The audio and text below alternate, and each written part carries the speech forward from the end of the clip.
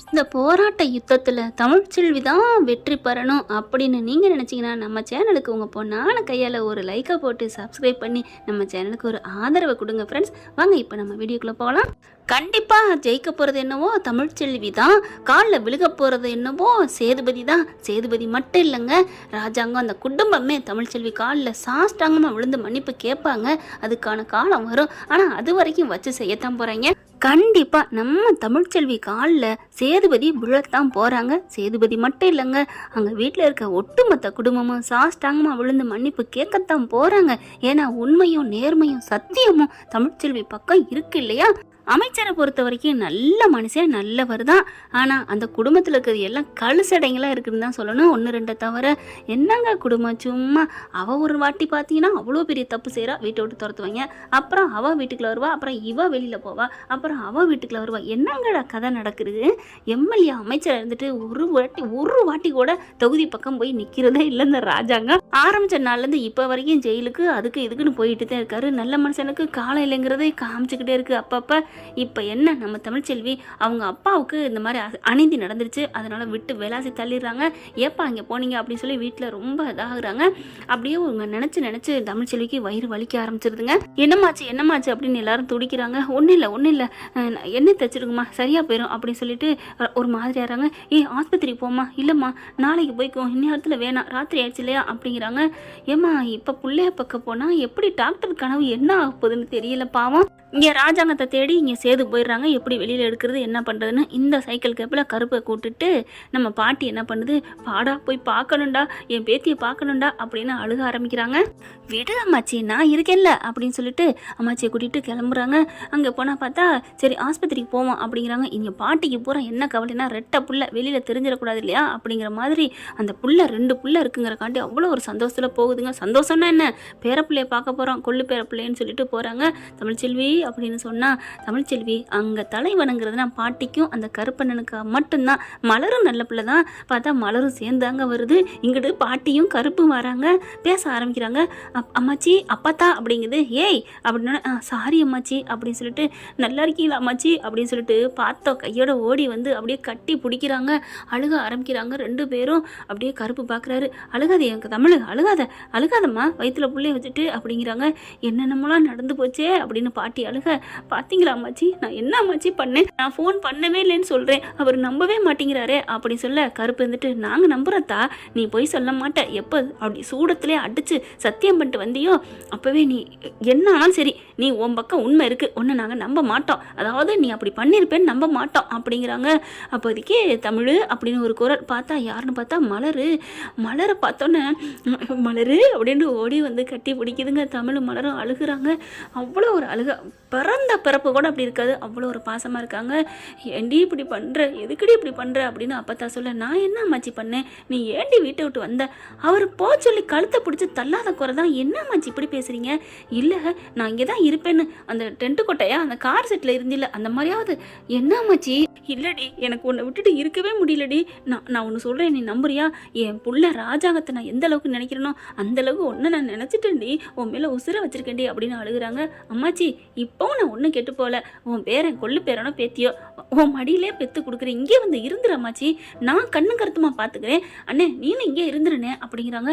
இல்லைம்மா இல்லை, அந்த குடும்பம் தரிசா போயிடும், அங்கே இருக்காளே என் மருமக, அவள் என்னென்னமோ பண்ண காத்துட்ருக்கா, நான் அங்கே தான்மா இருக்கணும், ஆனால் நான் யாருக்காகவும் பயப்பட மாட்டேம்மா, உன்னை நான் பார்க்க வருவேன், என்ன வேணாலும் பார்வேன், எப்போ வேணாலும் வருவேன் அப்படிங்கிறாங்க. மலரும் அதே மாதிரி தான் சொல்லுது. தமிழ்ச்செல்வி நீ இல்லாமல் அந்த வீடே நல்லா இல்லை தெரியுமா, என்ன மலரக்கா விடுக்கா, நீங்களாவது பார்த்து பத்திரமா இருங்க, எனக்கு அந்த வீட்டில் இருக்க பிடிக்கல, நானும் இங்கே வந்துடுறேன் தமிழ்ச்செல்வி அப்படின்னு சொல்ல, வாக்கா இது உன் வீடுக்கா அப்படின்னு தமிழ் சொல்லுது. பாட்டி இருந்துட்டு, ஏய் என்னடி நீ விட்டு வர பார்க்குறியா என்னையா, நான் அந்த உலகத்தை விட்டு போக நினைக்கிறீங்களா அப்படிங்கிற டக்குன்னு மலரட்டு சொல்லிடுது தமிழ்ச்செல்வி. இல்லைக்கா நீ அம்மாச்சிக்கா இங்கே இருக்கா அப்படின்னு சொல்லிடுறாங்க. சரின்னு சொல்கிறாங்க. சரி சாப்பிட்டு போங்க அப்படின்னு உள்ளார கூப்பிட்றாங்க.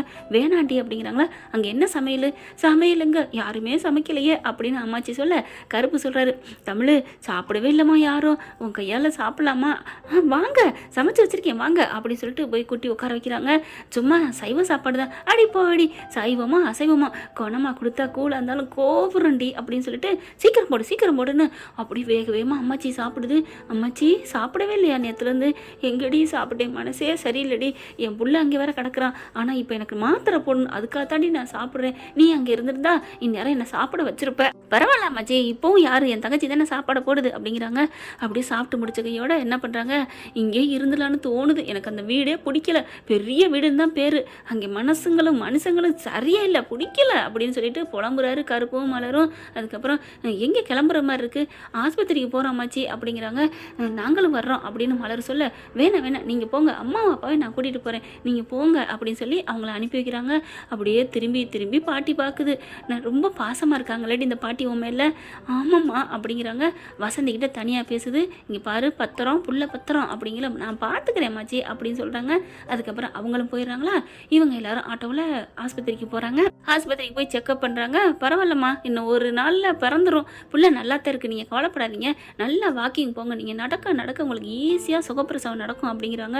ரொம்ப தேங்க்ஸ்மா அப்படிங்கிறாங்க. சத்து மாத்திரைலாம் எழுதி கொடுக்குறாங்களா. அதுக்கப்புறம் இன்னும் 1 மணி நேரம் ஆகட்டும், கொஞ்சம் குளுக்கோஸ் ஏறிட்டு நீங்கள் கிளம்பலாம் அப்படிங்கிறாங்க. குளுக்கோஸும் ஏற்றிடுறாங்க. ஏற்றினதுக்கப்புறம் கொஞ்சம் ரெஸ்ட் எடுத்துக்கிட்டு இருக்குது அவங்க அம்மா அப்பாவும். அவங்க அப்பா பில்லு கட்ட போகிறாரு. இங்கே தமிழ்ச்செல்வி என்ன பண்ணுது, கொஞ்சம் வாக்கிங் போவோம் அப்படின்னு கொஞ்சம் வாக்கிங் போகுதுங்க. ஏன்னா டாக்டர் நடக்க சொன்னாங்க இல்லையா, இப்போவே ப்ராக்டிஸ் பண்ணுறாங்களாம். அந்த பிள்ளை ஏற்கனவே நடந்தா இருக்குது, இருந்தாலும் இப்போவும் நடந்துட்டு இப்படிக்கா போயிட்டு வரையில பார்த்தா குரல் கேட்குது. எனக்கு ஒன்றும் இல்லையே, நான் நல்லா இருக்கேனா அப்படின்னு சொல்ல, உனக்கு ஒன்றும் இல்லைப்பா அப்படிங்கிறாங்க. எனக்கு ஒரு மாதிரியாக இருக்குது, கை கால்லாம் வலிக்குது அப்படிங்கல.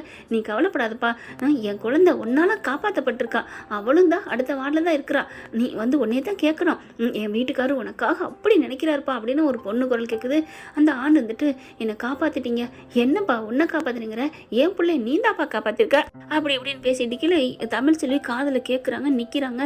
என்னது இந்த குரல் வந்து எங்கேயோ கேட்ட மாதிரி இருக்கே, ஆமாம்ல அது சக்தி குரல் மாதிரி இருக்குது, ஜெனி வீட்டுக்கார குரல் மாதிரி இருக்கே அப்படின்னு வேகமாக கதவை திறந்துட்டு பார்க்குறாங்க. ஸ்க்ரீனுக்கு பின்னாடி பார்த்தா அப்படியே முணங்கிக்கிட்டே இருக்காரு. எனக்கு ஒன்றும் ஆகக்கூடாது, நான் வீட்டுக்கு போகணும், என் ஜெனி என்னன்னு இருக்கான்னு தெரியலையே, எனக்கு என்ன புரியலையே அப்படின்னு சொல்ல, சக்தி அப்படின்னு குரல் கொடுத்து கூப்பிடுறாங்க. தமிழ்ச்செல்வி திரும்பி பார்க்குறாங்க. அங்கே இருக்க அம்மாவும், யார்மா நீ அப்படின்னு கேட்க, சக்தி அப்படின்னு மறுபடியும் கிட்ட ஓடி வர்ற மாதிரி வர்றாங்க. தமிழ்ச்செல்வி அப்படின்னு சொல்லிட்டு எந்திரிக்க பார்க்குறாரு. ஆனால் லைட்டாக வலிக்குது. இருப்பா எந்திரிக்காத அப்படிங்கிறாங்க. நர்ஸும் எந்திரிக்கக்கூடாது அப்படிங்கிறாங்க.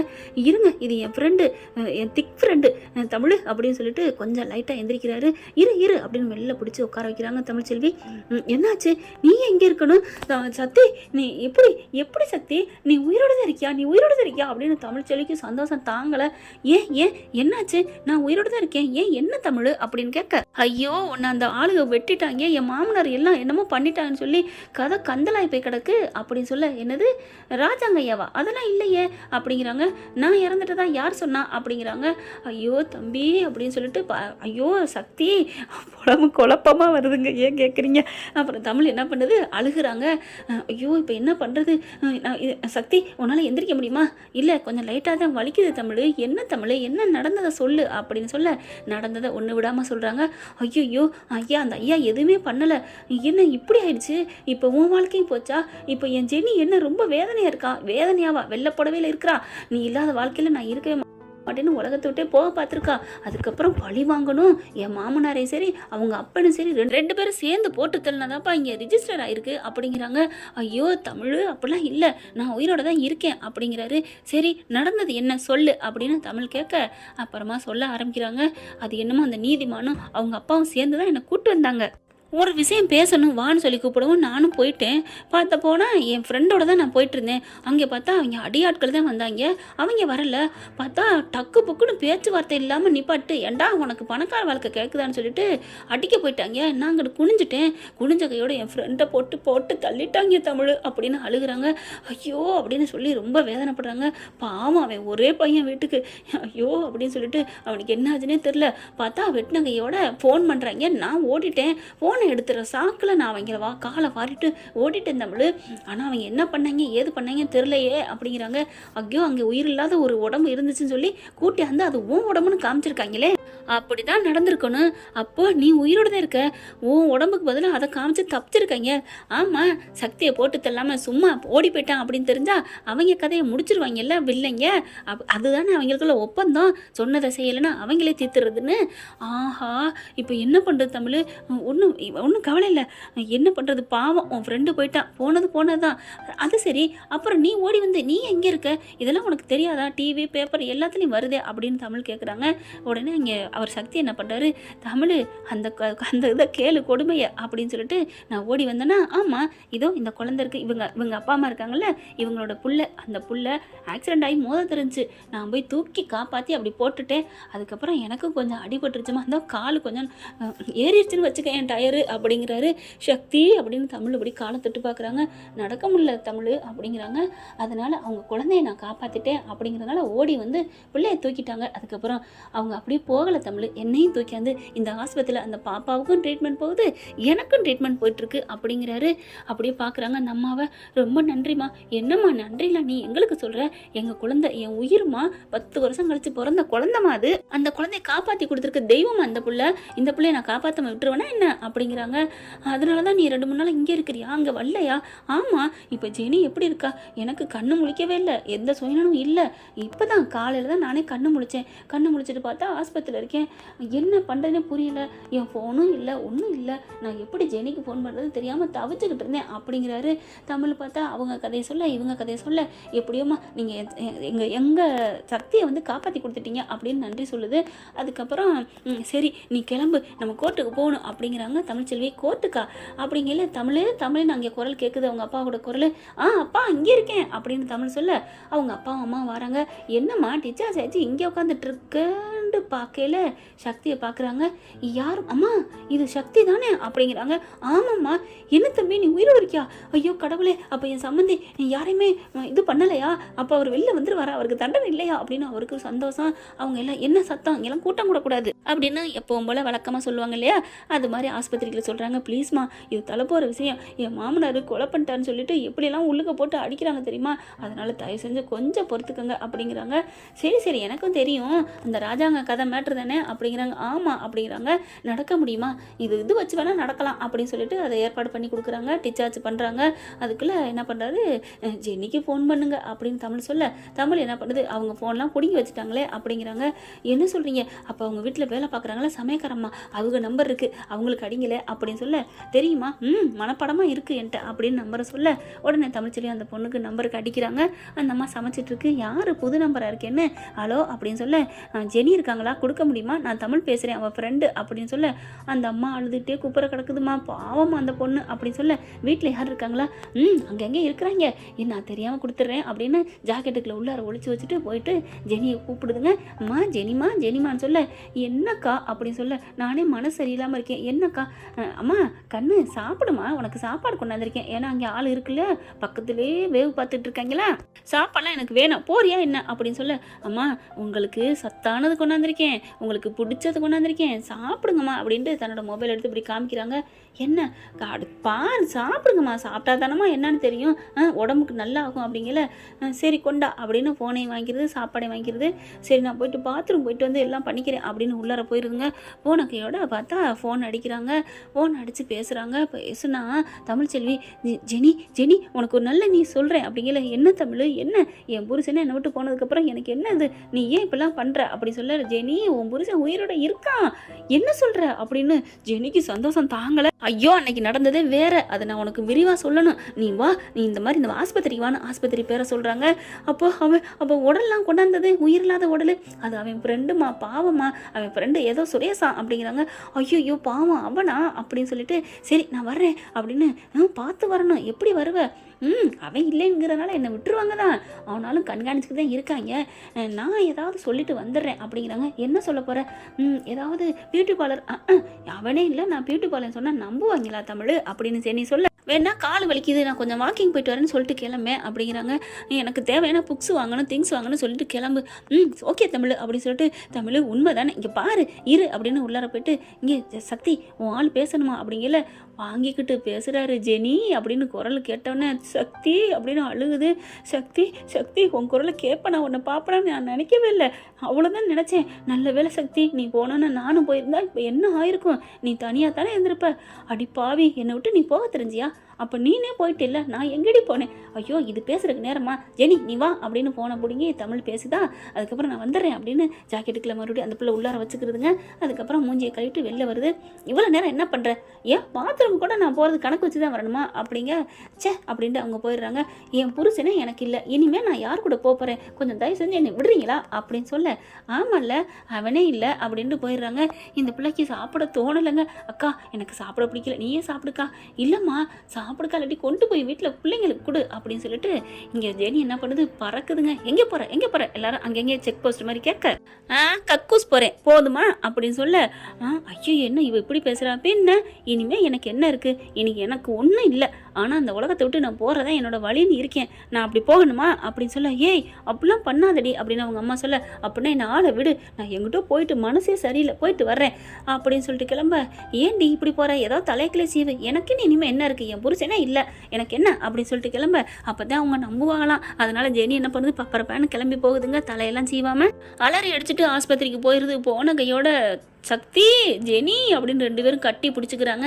அதுக்கப்புறம் தமிழ் அவங்க அப்பா அம்மாலாம் கொஞ்சம் ஒதுங்கிடுறாங்க. அவங்க 2 பேரும் பேசட்டும், பாவம் இல்லையா, கல்யாணம் ஆகி அவங்க சந்தோஷமாக இருக்கல இல்லையா, அதனால நாசுக்கா இடம் கொடுத்து வெளில போயிடுறாங்க. அதுங்க ஆசை எவ்வளோ பேசணுமோ பேசி முடிச்சுட்டு அதுக்கப்புறம் வெளில வராங்க.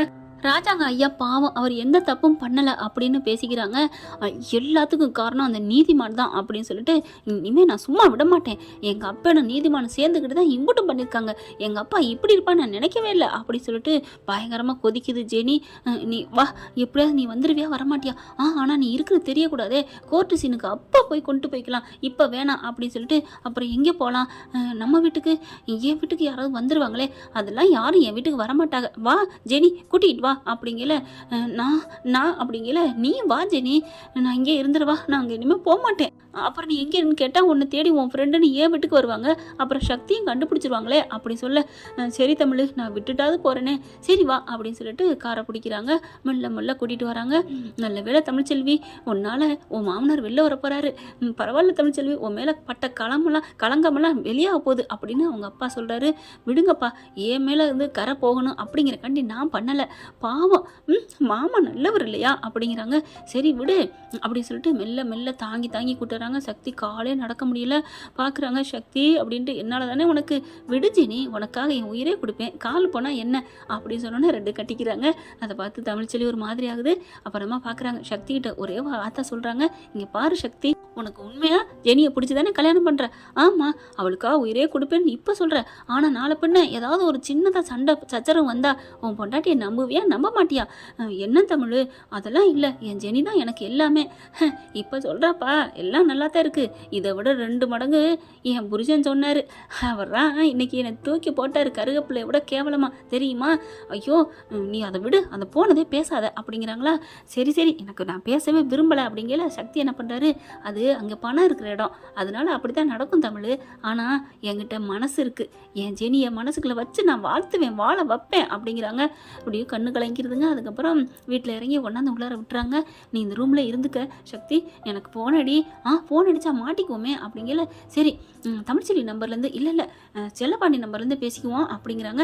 சரின்னு சொல்லிட்டு போயிட்டு வரேன் சக்தி, இன்னும் கொஞ்சம் நேரம் இருக்கிறேனே. அதுக்குள்ள அவங்க அம்மா ஃபோன் அடிக்குது, எங்கடி அப்படிங்க, இருந்தா அடிச்சுட்டாங்களே அப்படிங்கல.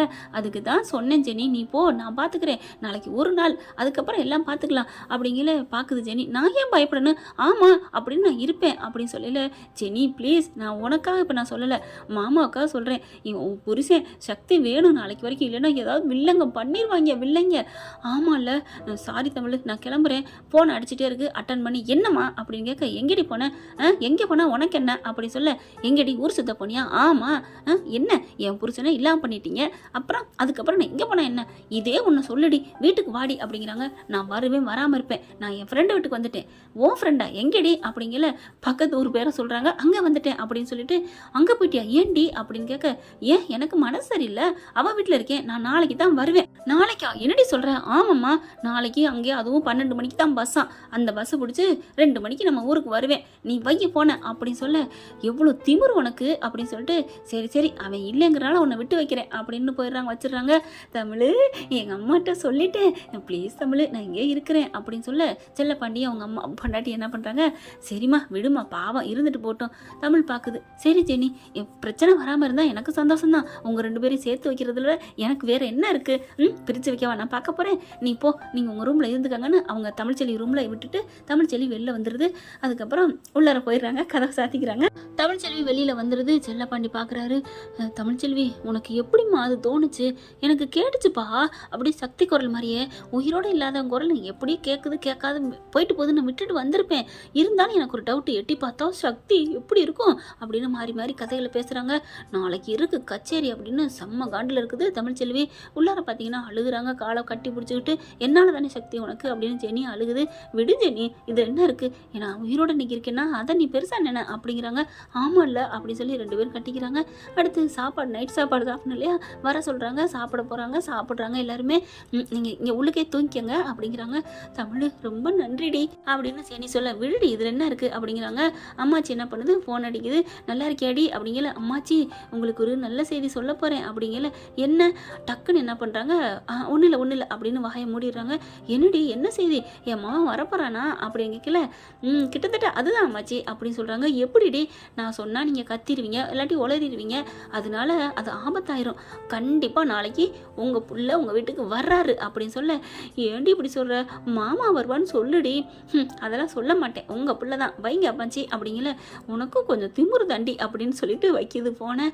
அப்படி யார்ட்டா சொல்லணுமே, கருப்புன்னு கூப்பிடல, ஐயோ இந்த மாதிரி உளறிவேன் தானே, அவள் பாதியை சொல்லிட்டு மீதியை சொல்லாமல் விட்டா, பாதிக்கே நான் பந்தி வைக்கிறேனே, படியே கிளவி நீ வாயை மூடுறி அப்படின்னு தனக்கு தானே அம்மாச்சி சொல்லிக்குது. அடுத்து கோர்ட்டுக்கு எல்லாரும் போகிறாங்க. ஈஸ்வரி சந்தோஷமாக வந்து உட்காருது.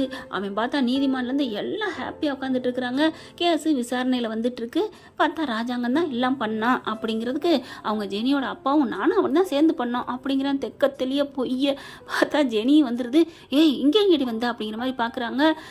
நான் எங்கே வந்தா உனக்கு என்னங்கிற மாதிரி, உனக்கு எனக்கு எந்த சம்மந்தம் இல்லைன்னு அப்பனை பார்த்து பேசுது. வீட்டில் அடக்கி வச்சிருக்கா சொன்னால் இவளுக்கு என்ன விட்டுட்டாளுங்களா அப்படின்ட்டு என்ன பண்ணுறாங்க, செம்ம காண்டாகிறாரு. ஃபோன் இல்லைல்ல பேச முடியாது இல்லையா, இப்போ அவர் குற்றவாளி தானே, அதனால அடங்கி உடங்கி நிற்கிறாரு. இப்போ 2 பேருக்கும் தண்டனை கொடுக்கலாமா அப்படின்னு வக்கீலை பார்த்து நீதிபதி கேட்குறாரு.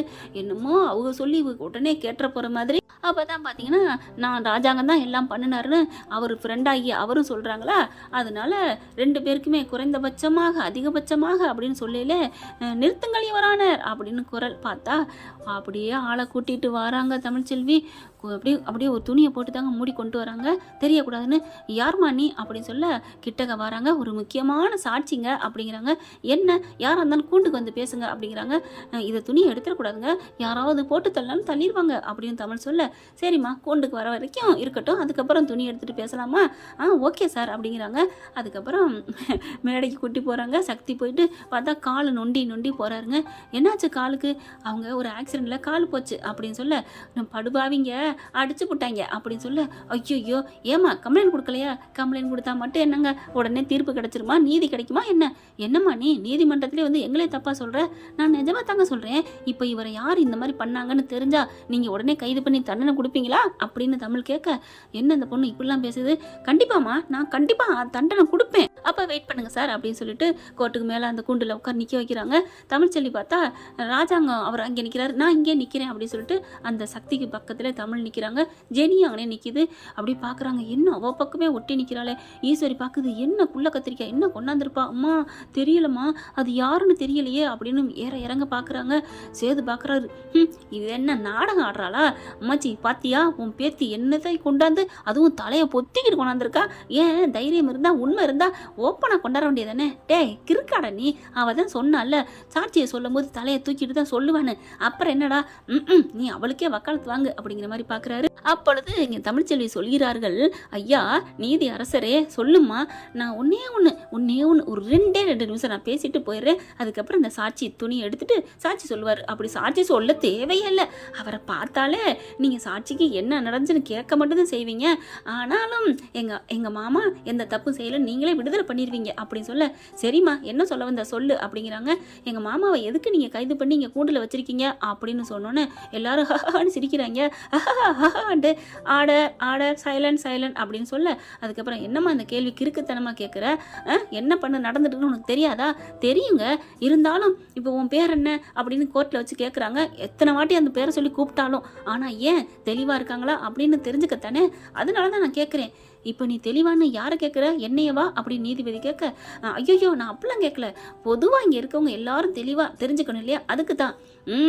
என்னையவே மடக்குறியா நீ அப்படின்ட்டு அந்த நீதிபதி என்ன பண்ணுறாங்க, இந்த கேஸு இவர் இந்த மாதிரி சக்திங்கிற பையனை போட்டு தள்ளிட்டாருன்னு கம்ப்ளைண்ட் வந்திருக்கு, இவர் மேலே சாட்சி முழுசாக சாட்சியெல்லாம் ஆதாரம்லாம் இருக்குது, இவர் தான் தப்பு பண்ணாருன்னு, அதனால நான் தீர்ப்பு சொல்ல போகிறேன். அப்படியா, எத்தனை வருஷம்? குறைஞ்சது 7 வருஷம் தண்டனை அப்படிங்கிறாங்க. ஓ 7 வருஷமா, அப்போ அவர் இந்த மாதிரி தப்பு பண்ணிட்டாருன்னு 7 வருஷம் தண்டனை கொடுக்க போறீங்க அதானே? அதை தனமா நான் சொல்லிட்டு இருக்கேன், என்னம்மா நீ பேசுற அப்படிங்கிற அந்த எதிர் வக்கீல், இங்க பாருங்க நம்ம கோர்ட்டுக்கு நேரத்தை வீணடிக்கிறாங்க இந்த அம்மா, அதனால இதெல்லாம் பெருசா எடுத்துக்காதீங்க. ஹலோ தேவையானதை நான் பேசிகிட்டு இருக்கேன் அப்படின்னு தமிழ்ச்செல்வி என்ன பண்ணுது, 2 நிமிஷம் கேட்டேன், 1.5 நிமிஷம் போயிடுச்சு, நான் 1/2 நிமிஷம் இருக்குது, பேசலாமா? பேசுமா பேசு அப்படிங்கிறார் நீதிபதி. அப்போது அவர் தப்பான பண்ணிட்டாருன்னா இப்படி தண்டனை கொடுக்குறீங்க, இப்படி நீங்கள் அவர் தப்பே பண்ணலைன்னு உறுதியாயிடுச்சுன்னா அந்த தப்பு பண்ணாத மனுஷனுக்கு நீங்கள் தண்டனை கொடுத்தீங்கன்னா உங்களுக்கு என்ன தீர்ப்பு கொடுக்கறது அப்படின்னு கேட்க, நீதிபதி பார்க்குறாரு, என்னம்மா இப்படிலாம் பேசுகிற அப்படிங்கிற, சொல்லுங்க சார் சொல்லுங்க அப்படிங்கிறாங்க. உடனே தமிழ்ச்செல்வி பார்த்து நீதிபதி என்ன பண்ணுறாங்க, நான் தப்பான தீர்ப்பு சொல்லி அப்படி அவர் எந்த தப்பும் பண்ணலைன்னு தெரிஞ்சா சொல்லுங்க, நீங்க 7 வருஷம் போவீங்களா? என்னம்மா நீ, நான் மன்னிப்பு தான் கேட்பேன். அது என்ன சார், நீங்க மட்டும் ஏதாவது தப்பு பண்ணா மன்னிப்பு, அவங்க எந்த தப்பும் பண்ணலைன்னா 7 வருஷம் தண்டனையா அப்படிங்கிறாங்க. என்னம்மா நீ சொல்ற, அதுக்கு தகுந்த மாதிரி இந்த மாதிரி தப்பா பழி போட்டவங்க மேல ஏதாவது ஆக்ஷன் எடுப்போம்மா, அவர் இழந்ததை அமைச்சர் பதவியை திருப்பி கொடுக்க சொல்லுவோம், அதுக்கு மான நஷ்டஈடா யார் பழி போட்டாங்களோ அவங்க மேல கம்ப்ளைண்ட் கொடுத்து எத்தனை கோடி வேணாலும் நான் வசூல் பண்ணி தாரேம்மா அப்படிங்கிறாங்க. நான் அது காலம் கேட்கல சார், சரி அதை விடுங்க, இப்போ நான் என்னோடதை முடிச்சுக்கிட்டேன் அப்படிங்கிறாங்க. சரிம்மா இந்த சாட்சி என்ன, யாரு அப்படின்னு கேட்க, சொல்றேன் சார் சொல்றேன், யார் அந்த மாதிரி பண்ணிட்டாரு அப்படின்னு இந்த மாதிரி கொண்டாந்து வச்சிருக்கீங்களோ அந்த மனுஷன் தான் சார் இந்த மனுஷன். என்னம்மா சொல்ற, சக்தி தான். சக்தியா? ஆமா சக்தி, அந்த துணியை எடு அப்படிங்கிற துணியை எடுக்கிறாங்க. கோட்டே அப்படியே அதிர்ந்து எந்திரிக்குதுங்க அதிர்ச்சியில. என்னது சக்தியா அப்படிங்கிற, ஆமா நான் சக்தி தான் அப்படிங்கிறாங்க. ஏங்க இது சக்தி இல்லை இது சக்தி இல்லை அப்படின்னு ஆடுறாங்க. ஆனா நீதிமதிக்கு வைத்த கலக்குது. நீதிமானுக்கு அட பாவீங்களா, போட்டு தள்ளிட்டேன்னு சொன்னாங்க, ஒரு உருவத்தெல்லாம் காமிச்சாங்க, ஆனால் முகத்தை நல்லா காமிக்கலையே, நான் அப்போவே நினச்சேன், அட பாவீங்களா தப்பிக்க விட்டாங்களா அப்படின்னு அவங்க ரவுடிங்களை பார்த்து இன்னைக்கு வச்சுக்கிறேன் கச்சேரின்னு நினைக்கிறாரு. இங்கே அவங்க ஜெனி அப்பாவும், ஐயோ உயிரோட தான் இருக்கானா, ஐயோ என் புள்ள கடைசியாக இவனோட தான் வாழப்போதா அப்படிங்கிற அவன் கவலை அவனுக்கு.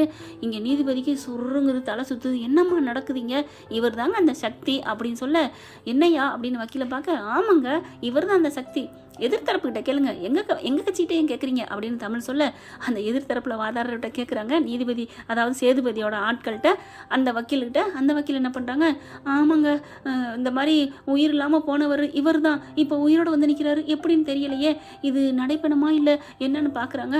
ஹலோ நான் உயிரோட தான் இருக்கேன் அப்படின்ட்டு நீதிபதிக்கிட்ட நடந்த எல்லாத்தையும் சொல்கிறாருங்க. இந்த மாதிரி ஆஸ்பத்திரிக்கு போய் என்னை காப்பாற்றினது தமிழ்ச்செல்வி தான், அங்கே செக்கப்புக்கு வந்தது, என்னை பார்த்தாங்க, நான் இங்கே வந்தேன் அப்படிங்கிறாங்க. ஜெனி, ஆமாம் நானும் தான் போய் கூட்டு வந்தேன் அப்படின்னு எல்லாத்தையும் புட்டு வைக்கிறாங்க. அதில் தான் அந்த விபத்தில் கால் போச்சு பாருங்க அப்படிங்கிறாங்க. நடக்க முடியாமல் நான் நடந்து வந்தேன் பார்த்தீங்களா அப்படின்னு சொன்னோன்னே, அடச்சா என்னையா நினச்சிட்டு இருக்கீங்க, ஒரு மனுஷன் நல்ல வெள்ளந்தியான மனுஷனை போய் இப்படி பண்ணியிருக்கீங்க அப்படின்னு சொல்ல, நீதிமானை பார்த்து அதோ அங்கே இருக்கிறதான் எல்லாத்துக்கும் காரணம் அப்படின்னு சொல்ல, ஜெனி அப்பாவும் ஆமான்றாரு, அவர் சொல்லி தான் எல்லாம் பண்ணேன்னு 2 பேரும் பிடிங்க அப்படிங்கிற நீதிமன்றம் ஓட பார்க்குறாரு. பிடிச்சிடுறாங்க போலீஸு, கொண்டாந்து 2 பேரையும் ஒரே குண்டில் நிற்க வைக்கிறாங்க. ராஜாங்கத்திட்ட மன்னிப்பு கேட்குது நம்ம நீதிமன்றமே அப்படின்னு மன்னிப்பு கேட்குறாரு நீதிபதி.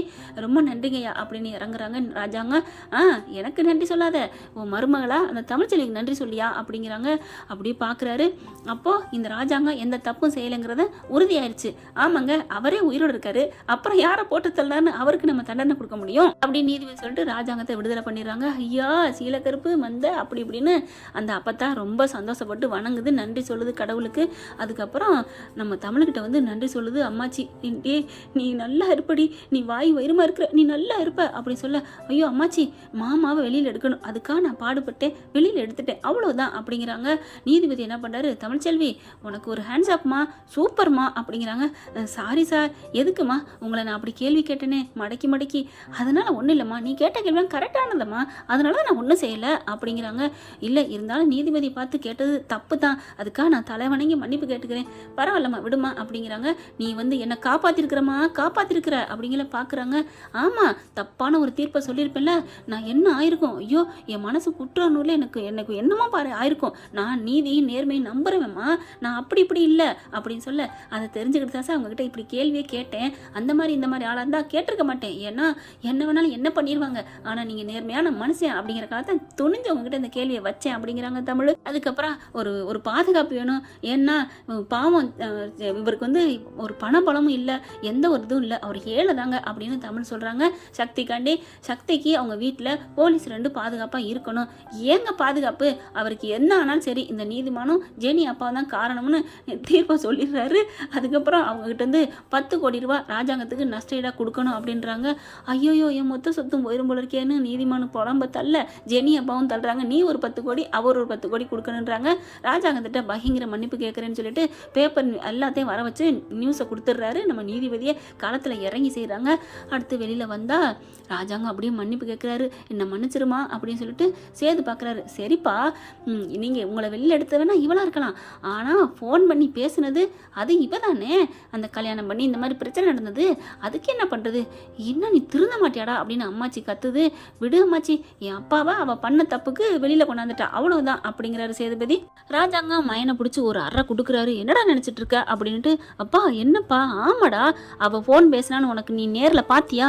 இல்லைப்பா, அவள் ஃபோனில் இருந்தால் வந்துச்சுன்னு அவங்க அப்பா சொன்னாரே. டேய், யார் வேணாலும் பேசியிருக்கலாம்டா, அதை விட்டுட்டு இந்த பிள்ளை இவ்வளோ தூரம் எனக்கா மெனக்கட்டு பண்ணியிருக்கு, வயிறுமா இருந்திருக்கிற அந்த புள்ள அவள் நமக்கா எவ்வளோ பண்ணியிருக்கா, நீ அவளை போய் இப்படி பேசுகிற அப்படின்னு சொல்லிட்டு அறா கொடுக்குறாரு. என்னை மன்னிச்சிருமா, இவன் பேசுனதுக்கு நான் மன்னிப்பு கேட்குறேன். ஐயோ அப்பெல்லாம் நீங்கள் நினைக்காதீங்க ஐயா, நான் ஒன்றும் நினைக்கலையா, நீங்கள் தைரியமாக வீட்டுக்கு போங்கய்யா, உங்களை நான் உங்கள் மேலே உள்ள களங்கத்தை நான் தொடச்சிட்டேயா, நீங்கள் வீட்டுக்கு போங்கய்யா. என்னடி ஐயா ஐயாங்கிற? ஆமாம், இவங்களை ஊரே ஐயான்னு தானே சொல்லுது, என்னங்கய்யா நான் ஐயான்னு தானே சொல்லணும் அப்படிங்கல பலார்னு அப்படி கன்னத்தில் வீடு கூட்டத்தை எடுத்து அடிக்கிற மாதிரி இருக்குது ராஜாங்கத்துக்கு. நீ சொல்கிறதுல தப்பே இல்லைம்மா, நீ ஏன் இப்படி சொல்கிற, நான் கேட்க மாட்டேன், ஏன்னா வீட்டில் நடந்த அநீதியெல்லாம் கேள்விப்பட்டேன், அந்தளவுக்கு பண்ணியிருக்கேன் என் புள்ள, என்னை மன்னிச்சிருமா, விட்டுரு, நீ உனக்கு என்ன தோணுது அதை செய்யி அப்படின்னு சொல்லிட்டு ராஜாங்கம் கிளம்புறாரு. அம்மாச்சியும் கிளம்புது. பார்த்து பத்திரமா இருடி, என்னையும் என்ன சொல்ல போகிற, அம்மா பெரியம்மான்னு சொல்ல போறியா? அம்மாச்சி நீங்கள் என்னைக்கு எனக்கு அம்மாச்சி தான், இது மட்டும் நல்லா சொல்லு, என் முள்ளைய பார்த்து ஐயான்னு சொல்லிட்டில அப்படிங்கிறாங்க. ஐயான்னு தானே சொன்னேன், போயான்னு சொல்லலைல அந்த மதி மாதிரி அப்படின்னு சொல்ல, இது வேற சொல்லுவியாடி அப்படின்னு சொல்லிட்டு கிளம்புறாங்க. அப்படியே பார்க்குறாங்க கருப்பு. அம்மா அப்படிங்கிற, அண்ணே போயிட்டு வாங்கண்ணே, நான் பார்த்துக்கிறேண்ணே அப்படிங்கிறாங்க. எனக்கு உன் மேலே தான்மா, பாவம்மா புள்ள தாச்சியாக இருக்க, நான் இங்கே இருந்துடவா? இருண்ணே, நான் உன்னை ஒன்றும் சொல்லலைண்ணே, நான் அன்னைக்கு சொன்னதான், நீ என் கூட பிறந்த அண்ணன் தான் அப்படின்னு சொல்ல, தங்கச்சி அப்படின்னு கையை பிடிக்கிறாங்க. அப்படியே சேது பார்க்குறாரு. என்ன அவனை பார்க்குற, அவன் இருக்கட்டும், டே கருப்பு நீ அங்கே இரு அப்படின்னு சொல்லிடுறாரு ராஜாங்கம். ஐயா அப்படிங்கிறாங்க. மாமா அப்படிங்கிற, ஆமாடா அந்த பிள்ளைக்கு துணையா இரு அப்படின்னு விட்டு கொடுத்துட்டு போகிறாரு. அதாவது மருமக வயிற்றுல புள்ள வளருதுல அந்த எண்ணம். அதுக்கப்புறம் இங்கே கிளம்பிடுறாங்க. ஆனாலும் நீ நல்லா கொடுத்து கழட்டினம்மா, ஐயான்னு சொன்ன பார்த்தியா, அவங்களுக்கு அங்கே விழுந்துட்டாங்க அப்படிங்கல. ஏன்னு நான் ஐயான்னு சொன்னது தப்பா யாருமா சொன்னா தப்புன்னு, ஐயா கொய்யான்னு கூட நீ சொல்லலாம் அப்படிங்கிறாரு கருப்பு. செல்ல பாண்டி பார்த்தா ரொம்ப சந்தோஷப்பட்டு தமிழை தூக்கிறாரு. சூப்பர் தமிழ் அப்படின்ட்டு சக்தியும் ஜெனியும் ரொம்ப ஹாப்பியாகிறாங்க. நீங்கள் இங்கே இருங்களேன் அப்படிங்கிறாங்க. இல்லை பரவாயில்லங்க கிளம்புறோம், நீங்கள் இங்கே தான் இருக்கீங்க அப்படின்னு சொல்லி இருக்க சொல்கிறாங்க.